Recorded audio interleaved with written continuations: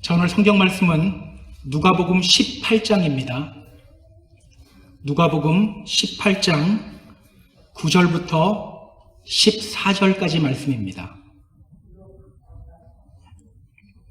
누가복음 18장 9절부터 14절까지 말씀. 자, 우리 같이 한 목소리로 봉독하도록 하겠습니다. 같이 읽습니다. 또 자기를 의롭다고 믿고 다른 사람을 멸시하는 자들에게 이 비유로 말씀하시되, 두 사람이 기도하러 성전에 올라가니 하나는 바리새인이요 하나는 세리라. 바리새인은 서서 따로 기도하여 이르되, 하나님이여, 나는 다른 사람들 곧 토색, 불의, 간음을 하는 자들과 같지 아니하고 이 세리와도 같지 아니함을 감사하나이다. 나는 일에 2번씩 금식하고 또 소득의 11조를 드리나이다 하고, 세리는 멀리 서서 감히 눈을 들어 하늘을 우러러 보지도 못하고 다만 가슴을 치며 이르되, 하나님이여, 불쌍히 여기소서, 나는 죄인이로소이다 하였느니라. 내가 너희에게 이르노니 이 사람이 저보다 의롭다 하심을 받고 집에 내려갔느니라. 무릇 자기를 높이는 자는 낮아지고 자기를 낮추는 자는 높아지리라 하시니라. 아멘. 지난주 우리가 살펴봤던 말씀이 뭐였죠? 과부와 불의한 재판장의 비유였어요. 이 비유를 통해 예수님은 말씀하셨습니다. 항상 기도해라. 기도하되 낙심하지 말아라. 항상 기도해라. 기도하되 낙심하지 말아라.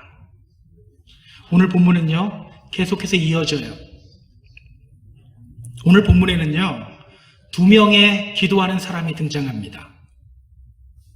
한 명은 바리새인이고 다른 한 명은 세리예요. 바리새인은 어떤 사람일까요? 우리는 바리새인 하면 그다지 인식이 좋지 않아요. 사실요, 그들은 꽤 괜찮은 사람들이에요. 구약시대가 끝나고 또 신약시대가 시작되는 그 사이에는요, 400년이라는 간극이 존재합니다. 이 400년의 시기를 우리는 침묵시대라고 불러요. 이 기간 동안에는요, 선지자들도 없었고 또 하나님의 말씀이 선포되지도 않았어요. 그래서 침묵시대라고 하는 거예요. 이때 아주 큰 사건이 있었죠. 세계를 지배하던 페르시아가 무너지고 로마가 새롭게 패권을 잡으며 등장했어요. 로마로부터 이방 문화와 이방 사상들이 유다 땅으로 흘러들어왔고, 이때 유대인들은 하나님의 백성이라는 민족적 정체성을 잃어버리기 시작했어요. 이때 나타난 사람들이 바로 바리새인들이에요. 바리새, 이 페리시라는 말은요, separate, 분리라는 뜻입니다. 그들은 세상 풍조로부터 자신을 분리시키고 또 하나님의 말씀대로 살면서 하나님과의 관계 회복을 위해 힘썼어요. 꽤 괜찮은 사람들이죠. 근데 우리는 이런 분들만 무시하잖아요. 사실은 꽤 괜찮은 사람들이에요. 그래서 당시 사람들은요, 바리새인들을 보면 이렇게 말했어요. 믿음 생활을 하면 저 정도 해야 돼. 저렇게 해야 돼. 이렇게 믿음 생활에 모범이 되는 사람들이 바로 바리새인들입니다. 그럼 세리는 어떤 사람일까요? 세리. 이 성경을 보면요, 세리와 꼭 함께 등장하는 단어가 있어요. 뭘까요? 죄인, 시너라는 단어예요. 예수님이 세리들과 함께 식사할 때 바리새인들이 뭐라고 했나요? 너희가 어찌하여 세리와 죄인들과 함께 식사를 하느냐? 꼭 이렇게 같이 가요. 누가복음 15장 1절에도 보면 이런 표현이 있어요. 모든 세리와 죄인들이 말씀을 들으러 가까이 나오니. 이렇게 세리라는 단어와 이 죄인이라는 단어는요, 한 세트 메뉴예요. 꼭 같이 붙어 다녀요.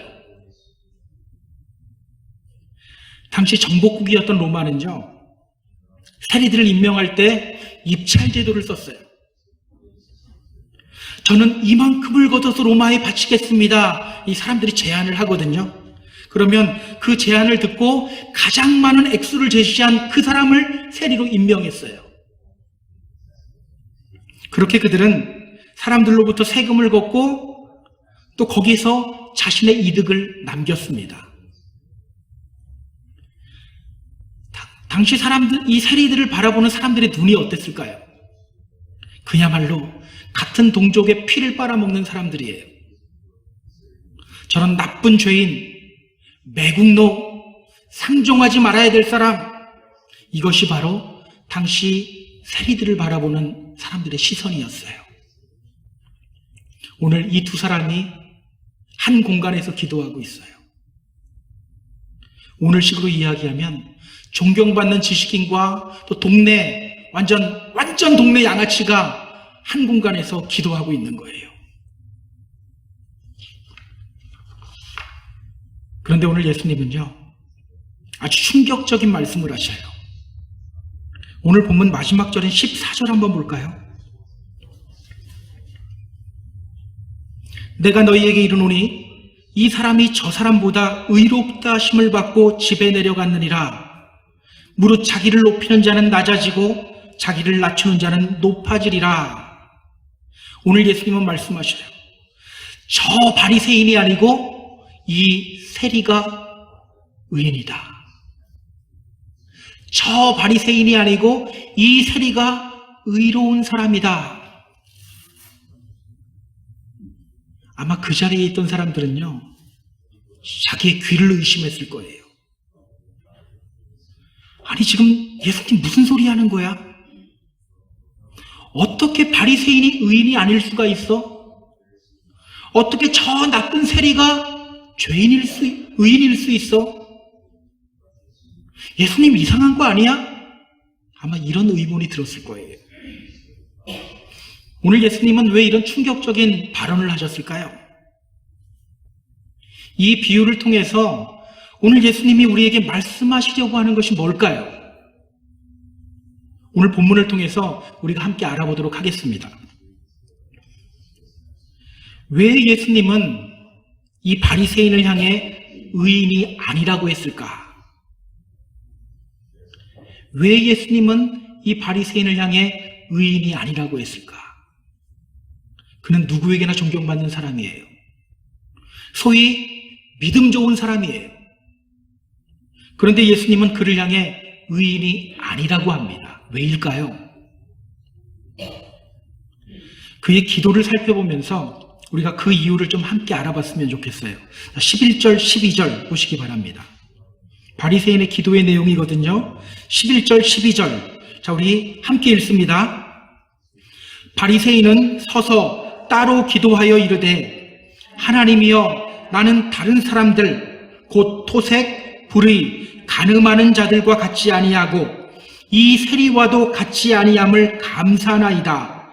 나는 일에 2번씩 금식하고 또 소득의 11조를 드리나이다 하고. 먼저 성경은 말해요. 바리새인은 따로 서서 기도하여 이르되, 바리새인은 따로 서서 기도하여 이르되. 여기서 우리가 주목해야 될 말이요, 이 서서라는 단어와 따로라는 단어예요. 서서와 따로. 그는 서서 기도했다. 이게 무엇을 의미할까요? 그는 서서 기도했다. 마태복음 6장을 보면요, 예수님이 이러한 바리새인의 기도의 모습에 대해서 언급하셨던 적이 있어요. 마태복음 6장 5절을 보면요, 주님이 이렇게 말씀하십니다. 너희는 기도할 때 외식하는 자와 같이 하지 말라. 그들은 사람에게 보이려고 회당과 큰 거리 어귀에 서서 기도하기를 좋아하느니라. 너희는 기도할 때 외식하는 자들과 같이 하지 말라. 그들은 사람들에게 보이려고 회당과 큰 거리 여기에 서서 기도하기를 좋아하느니라. 그렇다면 여러분, 지금 이 바리새인이 서서 기도하고 있는 이 모습, 이것은 무엇을 의미합니까? 외식하는 기도의 모습, 보이기 위한 기도의 모습을 의미하는 거예요. 여러분, 내가 여기 서서 지금 기도하고 있습니다. 저 좀 한번 보세요. 바로 이렇게 다른 사람들에게 보이기 위한 기도였다는 거예요. 여러분, 그렇다고 오해는 하지 마세요. 서서 기도하면 안 된다, 이 말 하는 것이 아닙니다. 성경을 보면요, 유대인들이 기도하는 모습을 표현할 때 보통 한 3가지 자세가 언급돼요. 유대인들은 서서 기도할 때가 있었고요, 또 엎드려서 기도할 때가 있었고, 무릎 꿇고 기도할 때도 있었어요. 그러니까 서서 기도한다고 잘못된 것은 아니에요. 저 뒤에 보면요, 세리도 서서 기도하거든요. 여기서 말하는 것은요, 그냥 단순한 기도의 자세가 아니라 이 바리새인의 기도가 사실은 하나님과의 교제 속으로 들어가는 기도가 아니라 자신을 드러내기 위한 행위였다는 것을 우리에게 보여주고 있는 거예요.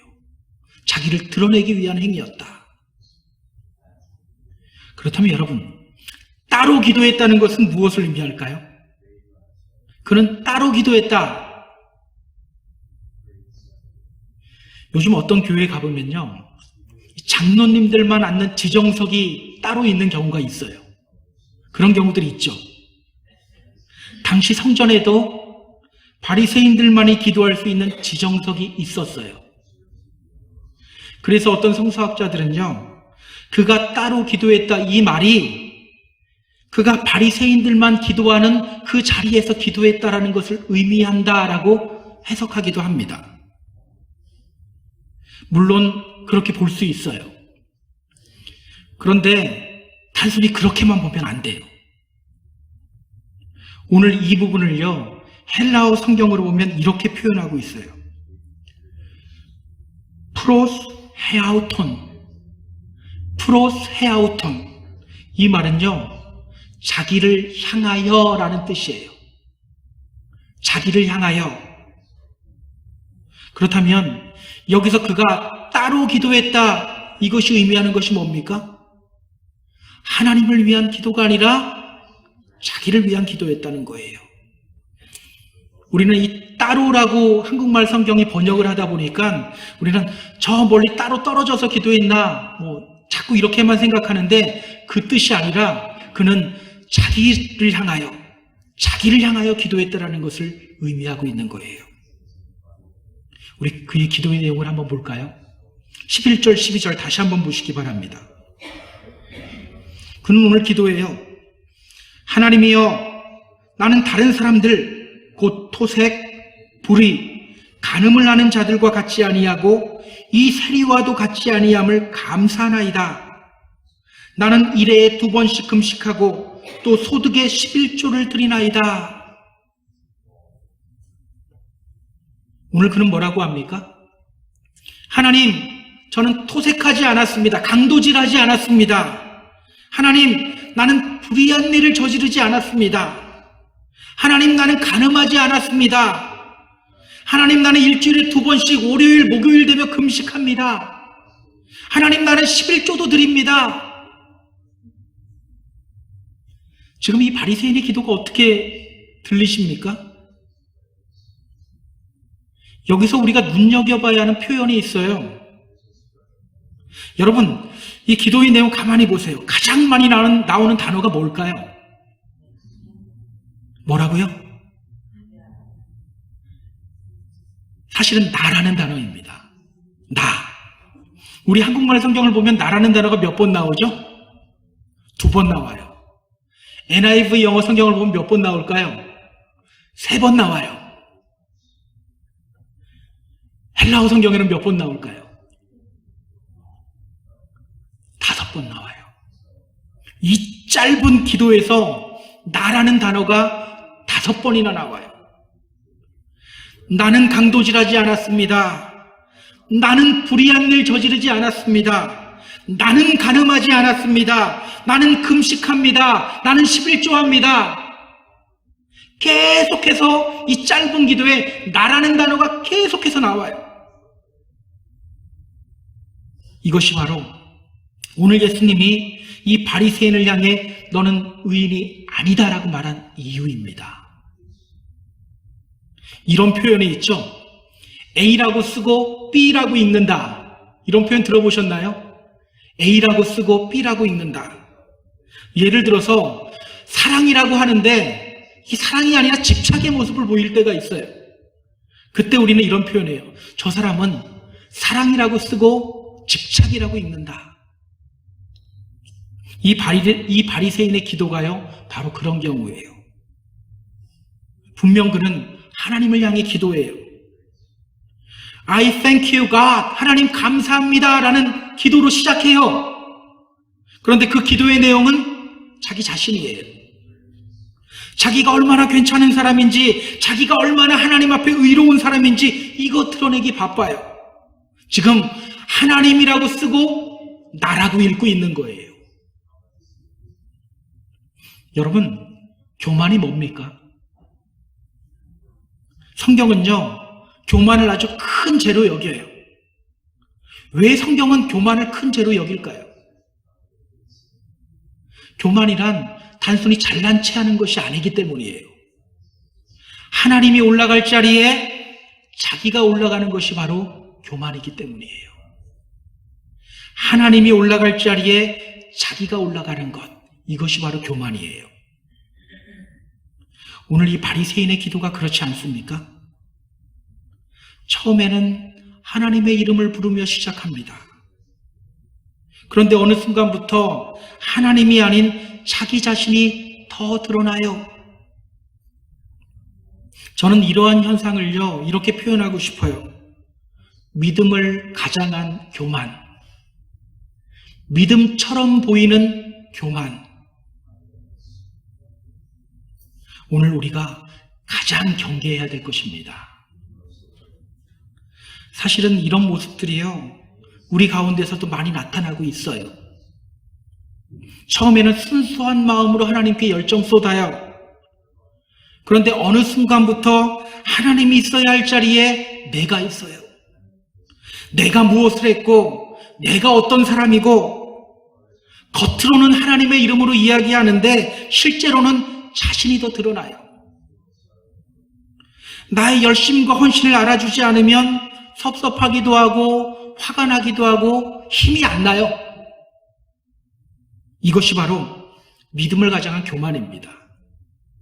믿음을 가장한 교만이라는 덫에 빠진 사람들의 모습이에요. 오늘 우리는 어떤가요? 어떤 것 같으세요? 여러분, 내 안에 믿음을 가장한 교만이 있는지 그렇지 않은지 확인해 보는 방법이 있어요. 뭘로 확인할 수 있을까요? 자, 오늘 이 바리새인의 기도를 다시 한번 가만히 보세요. 어떻게 기도합니까? 하나님이여, 나는 다른 사람들 곧 토색, 불의, 간음하는 자들과 같지 아니하고 이 세리와도 같지 아니함을 감사합니다. 그의 기도가 어때요? 저는 다른 사람들과 같지 않습니다. 특히 저 세리와 같지 않아요. 여러분, 이것이 바로 교만한 사람들의 특징이죠. 끊임없이 다른 사람을 평가해요. 저 사람은 왜 기도하지 않지? 저 사람은 믿는다고 하면서도 왜 저런 행동을 하지? 끊임없이 다른 사람을 평가해요. 여러분, 이런 증상이 왜 나타나는지 아세요? 자기 힘으로 높아지는 자리, 자기 힘으로 인정받는 자리로 올라가려고 하다 보니까 다른 방법이 없어요. 내가 올라가고 싶으면 어떻게 해야 됩니까? 남들 눌러야죠. 막 눌러야 되는 거예요. 그렇기 때문에 남들에게 인정받는 자리, 여기로 올라가길 원하는 사람들은요, 끊임없이 다른 사람 눌러요. 끊임없이 다른 사람 아래로 잡아 끌고요, 흉보고요, 계속해서 이렇게 해요. 자연스럽게 나오는 증상이에요. 그러나 기억하시기 바랍니다. 하나님과 인격적인 교제를 나누는 사람은요, 다른 사람들의 죄가 먼저 눈에 들어오지 않아요. 나의 죄를 용서하시며 나를 사랑으로 감싸주시는 그 하나님의 은혜, 이건 누리면서 이거 기뻐하기도 바빠요. 언제 다른 사람 바라봅니까? 나에게 부어지는 하나님의 은혜가 이렇게 큰데 이거 누리기 바빠요. 여러분, 신앙생활 하다 보면 지칠 때 있죠. 지칠 때 있나요, 없나요? 있죠. 왜 지칠까요? 여러분들은 지금 저의 함정에 지금 빠졌습니다. 왜 지칠까요? 성경은 말하잖아요. 주를 앙망하는 자는 늘 독수리가 날개치며 올라감같이 힘이 난다고 해요. 근데 우리는 자꾸 지친다고 말해요. 왜 지칩니까? 어떤 분들은 말해요. 나는 가만히 있는데 왜 나를 이렇게 상처 주고 못 살게 하는지 모르겠다고 말해요. 억울해서 지친다고 말해요. 정말 그것 때문에 힘 빠지는 걸까요? 그렇다면 여러분, 한번 바울을 보세요. 바울, 그가 얼마나 상처 많이 받았나요? 그가 얼마나 억울한 일 많이 당했나요? 가는 곳마다 핍박받았고요, 돌에 맞기도 했고요, 심한 매질당하고 감옥에 들어가기도 했어요. 또 자신이 전도한 사람들이, 그 사람들이 나중에 바울을 향해서 저 사람은 사도가 아니야 이렇게 말하기도 했어요. 얼마나 억울했을까요? 얼마나 큰 상처가 됐을까요? 그런데요, 그는 빌립보서 3장 12절에서 이렇게 선포해요. 오직 내가 그리스도 예수께 잡힌 바 된 그것을 잡으려고 쫓아가노라. 오직 내가 그리스도 예수께 잡힌 바 된 그것을 잡으려고 쫓아가노라. 끊임없이 신앙을 믿음의 경주라고 표현하고 자기는 달린다고 표현해요. 내게 능력 주시는 자 안에서 내가 모든 것을 할 수 있다라고 선포해요. 여러분, 상처 때문에, 억울함 때문에 힘 빠지는 것이 아니라는 거예요. 여러분 기억하세요. 상처받고 억울하다고 힘 빠지지 않아요. 나는 죽고 예수가 살아야 하는데 내가 살아있기 때문에 힘 빠지는 거예요. 내 노력 들이고 내 힘을 쓰고 내 의의가 드러나야 하기 때문에 힘이 빠지는 거예요. 결국은 믿음 속의 교만, 그 믿음이 진짜 믿음이 아니기 때문에 우리는 힘이 빠지는 겁니다. 주님의 이름으로 부탁드립니다. 참 믿음 안에 거하시는 저와 여러분 되었으면 좋겠어요. 믿음을 가장한 교만과 처절하게 싸우시기 바랍니다. 내가 높아지려고 하는 마음과 처절하게 싸우시기 바랍니다. 다른 사람들이 눈에 들어올 때, 자꾸 거슬릴 때 처절하게 싸우시기 바랍니다. 사람에게 인정받는 의인이 아닌 하나님께 인정받는 의인이 되기 위해 힘쓰시는 저와 여러분 모두 되기를 주님의 이름으로 부탁드립니다. 자, 그렇다면 여러분, 오늘 세리 나쁜 사람이잖아요. 우리 식으로 따지면 일제 때 앞잡이 하던 거 비슷하거든요. 그런 사람하고 똑같거든요. 근데 왜 의로운 사람이라는 평가를 받았을까요? 왜 세리는 의로운 사람이라고 평가받았을까? 우리 13절 한번 볼까요? 자, 13절. 자, 같이 읽습니다. 세리는 멀리 서서 감히 눈을 들어 하늘을 우러러 보지도 못하고 다만 가슴을 치며 이르되 하나님이여 불쌍히 여기소서 나는 죄인이로소이다 하였느니라. 오늘 성경은 말합니다. 세리는 멀리 서서, 그는 멀리 서서 기도해요. 그가 멀리 서서 기도했다는 것, 이것이 의미하는 것이 뭡니까? 그는 감히 제단 가까이로 나아가지도 못했다는 거예요. 다른 사람들의 눈을 피해서 멀찌감치 떨어져서 기도했다는 거예요. 또 성경은 말해요. 감히 눈을 들어 하늘을 우러러보지도 못하고 다만 가슴을 치며, 자신이 죄인이라는 생각에 그는 감히 하늘을 우러러 보지도 못해요. 다만 자신의 가슴만 칠 뿐이에요. 그렇게 그는 하나님을 향하여 부르짖습니다. 하나님이여, 나를 불쌍히 여기소서. 나는 죄인이로소이다. 하나님이여, 나를 불쌍히 여기소서. 나는 죄인이로소이다. 하나님, 제발 저를 불쌍히 여겨주세요. 저는 죄인입니다. 저는 도무지 구원받을 자격이 없는 사람입니다. 주님의 자비가 필요합니다. 이것이 바로 그가 주님으로부터 의로운 사람이라고 평가받은 이유입니다. 이 부분을 보는데 문득 이런 생각이 들어요. 나는 언제 이런 기도를 해봤나? 나는 언제 이런 기도 해봤나? 여러분 요즘 기도하면서 하나님 제발 저를 좀 불쌍히 여겨주세요. 저는 죄인입니다. 이렇게 언제 한번 기도해 보셨어요? 달라고 하는 건 잘하잖아요. 언제 우리가 정말 주님 앞에 저는 죄인입니다. 저를 좀 불쌍히 여겨주세요라고 기도해 봤나요? 여러분 기억하세요. 이 세리와 같이 하나님 불쌍히 여기소서 나는 죄인입니다. 이렇게 기도하는 이 모습이 바로 하나님이 인정하시는 의인의 모습이에요. 하나님 앞에 의인은요, 자신이 죄인임을 아는 사람이에요. 우리는 남들보다 죄를 적게 짓거나 또 남들보다 상대적으로 깨끗한 사람을 보면서 의인이라고 말하죠. 그래서 내가 남들보다 조금 더 기도하고 내가 남들보다 조금 더 선한 일을 하면 어깨가 올라가고 나는 의인이라고 생각해요. 그러나 성경은요, 그렇게 이야기하지 않아요. 자신이 죄인임을 알고 인정하는 사람을 향해 의인이라고 말해요.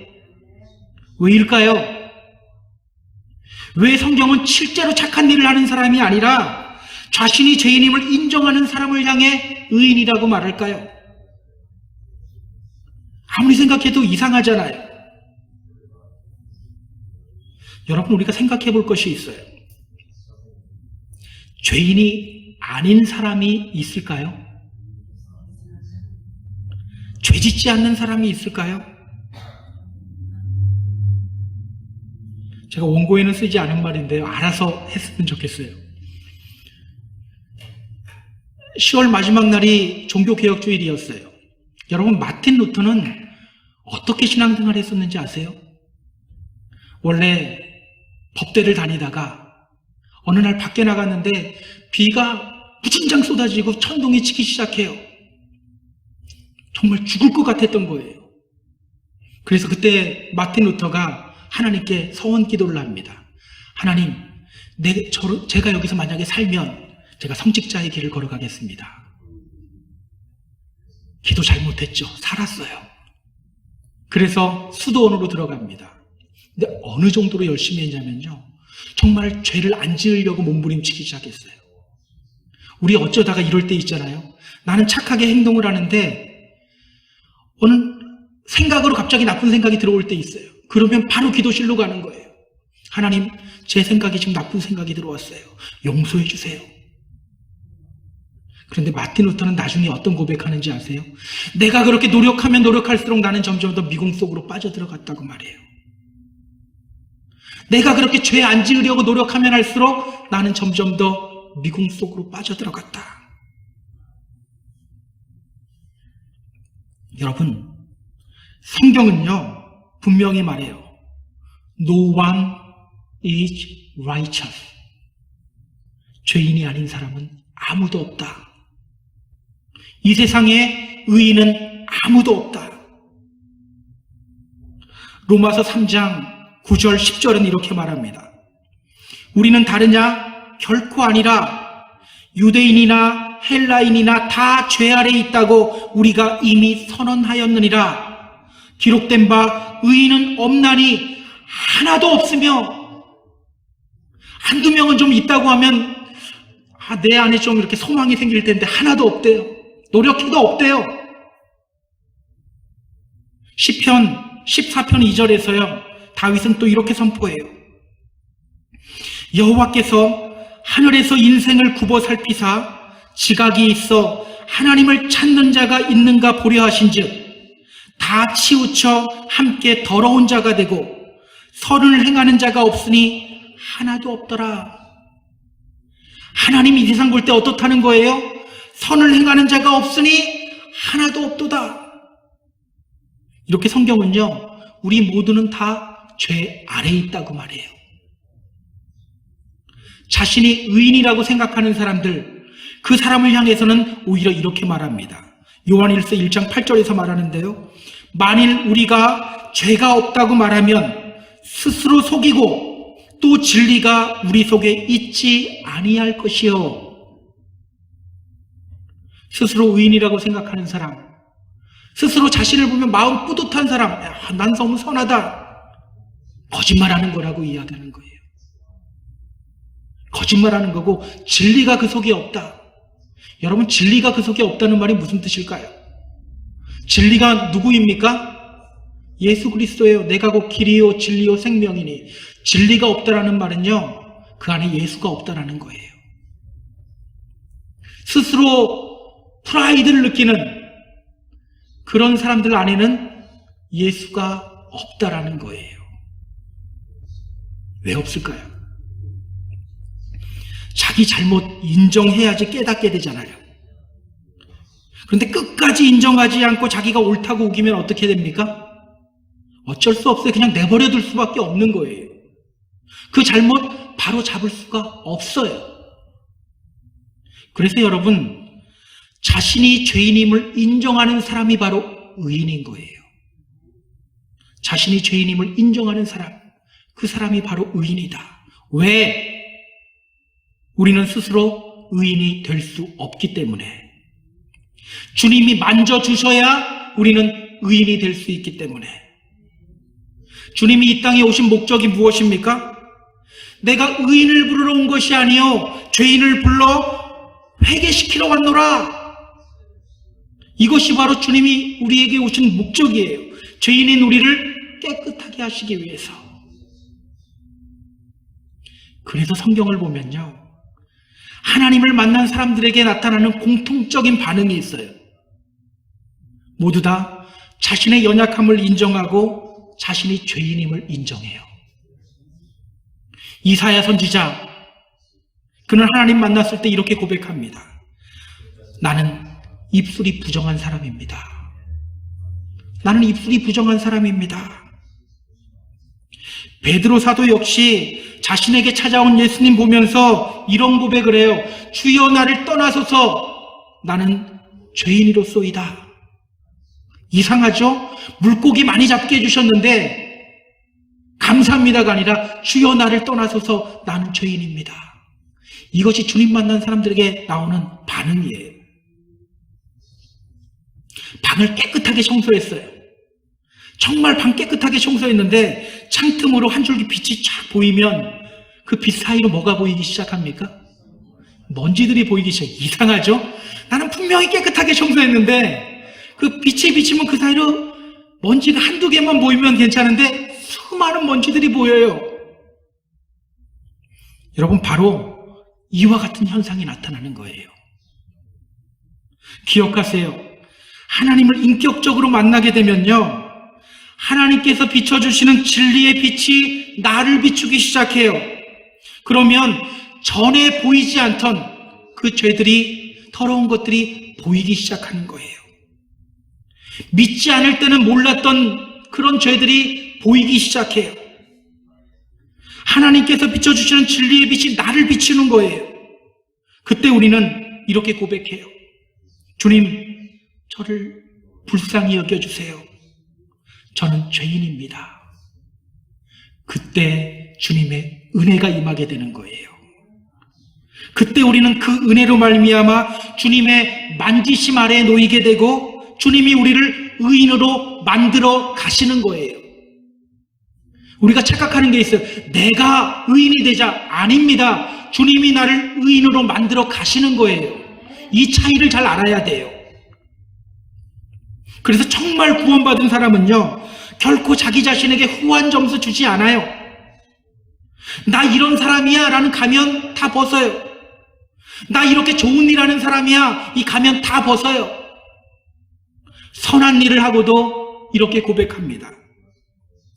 나 같은 사람을 통해 어떻게 하나님이 이런 일을 하셨지? 주님 감사합니다. 사랑합니다. 주님 찬양합니다. 각종 11조와 예물을 드리면서도 이렇게 고백해요. 나같이 욕심 많은 사람이 어떻게 보이지도 않는 하나님께 이렇게 할 수가 있지? 하나님이 하셨구나. 내가 한 것이 아니구나.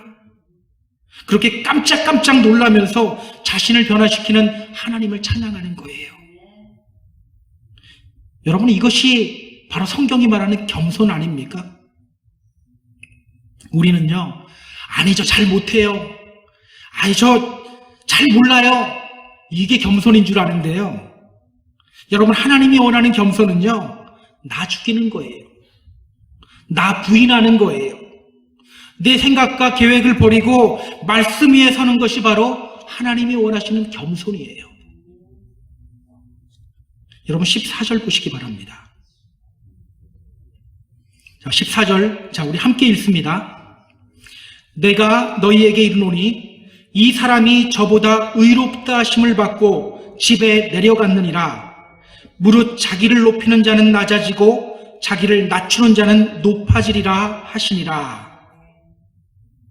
여러분, 이 부분을 한번 상상해 보세요. 하나님으로부터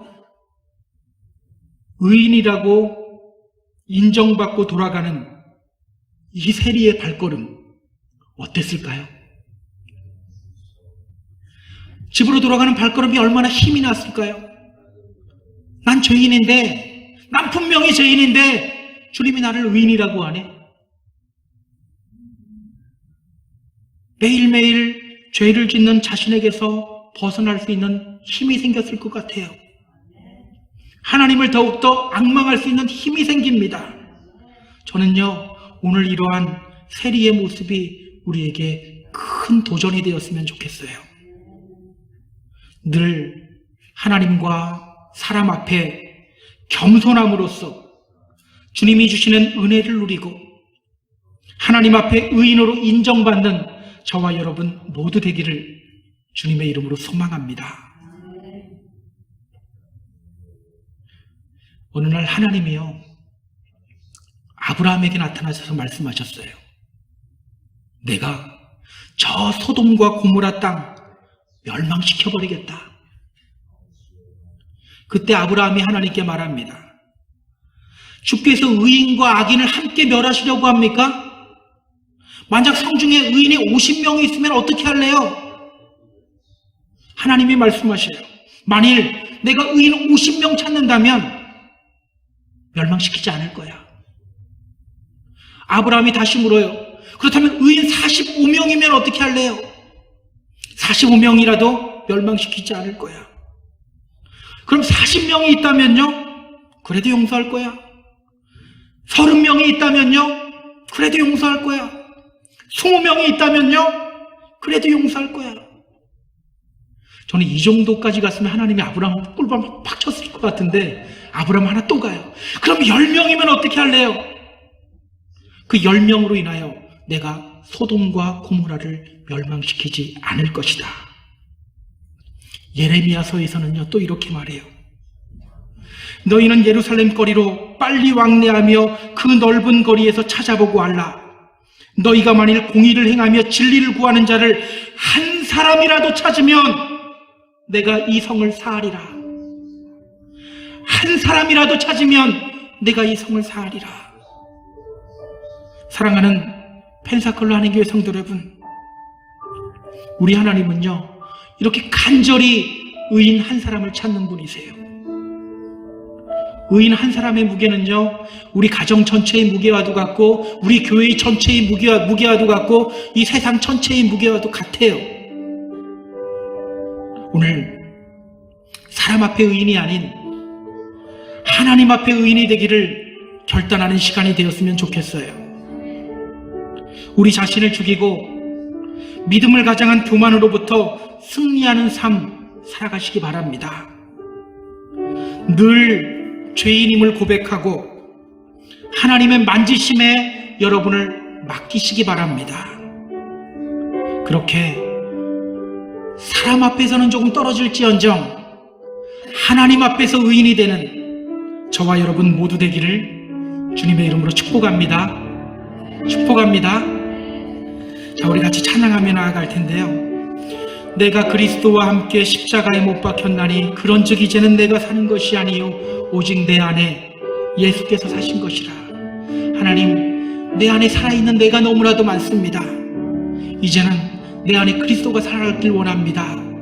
이 찬양하며 함께 기도하고 결단하는 시간 갖도록 하겠습니다.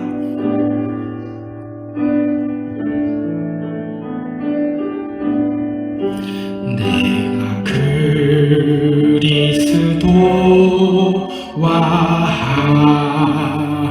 함께 십자가에 못 박혔나니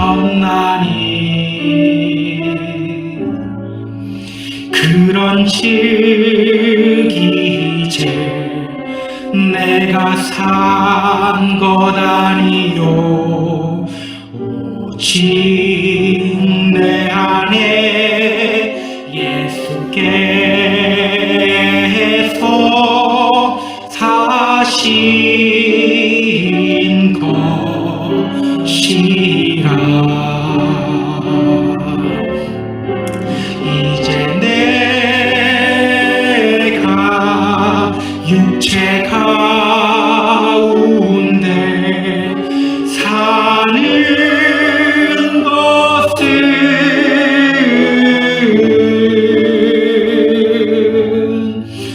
나를 사랑하사 자기 몸 버리신 예수 위에 산 것. 한 번만 더 찬양할게요. 내가 그리스도와 함께, 내가 그리스도와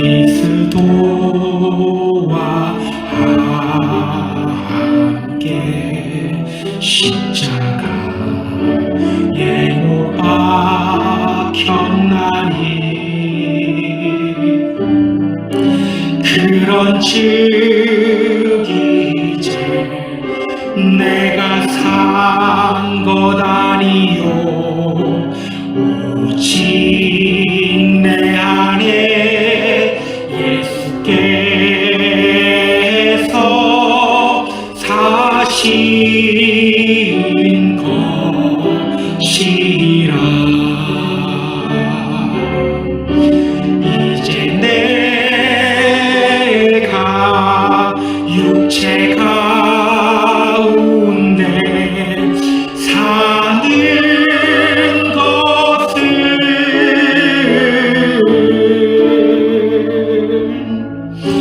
나를 사랑하사 자기 몸 버리신 예수 위에 산 것이라. 자, 우리 함께 기도하며 나아갈게요. 자, 기도할 때 하나님, 이 시간 내 안에 내가 살아가기를 원치 않습니다. 주님이 내 안에서 살기를 원합니다.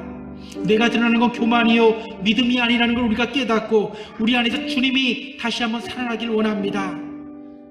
십자가가 다시 한번 살아나기를 원합니다. 우리가 함께 기도하며 나아갑니다. 기도합니다.